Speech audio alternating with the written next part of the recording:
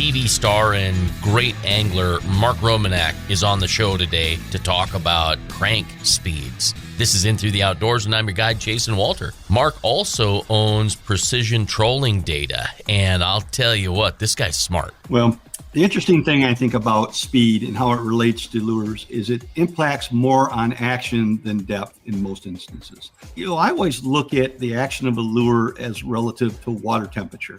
So that's just my mindset. So I know common sense in my mind suggests that if the water's cold, that you want to go slower and you want to have a lure action that's more subtle. If the water is warmer, you want to go faster and you want to have an action that is more aggressive. And that's the logic that I've always used for this. So when you slow a crankbait down, what you're doing is you're softening the action. You're settling up the action.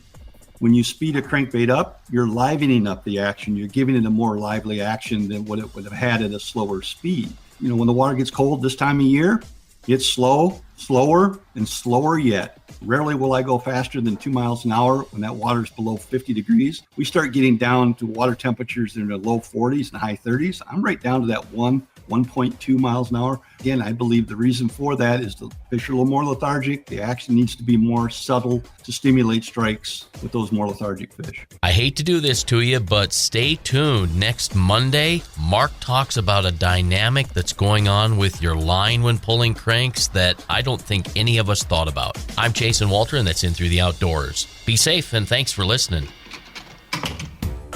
You'll find over 1,200 ITTO episodes with every topic about walleye archived on my YouTube channel at Jason Walters In Through the Outdoors. And check out Between Hook Sets Wednesday nights at 7 p.m. Central.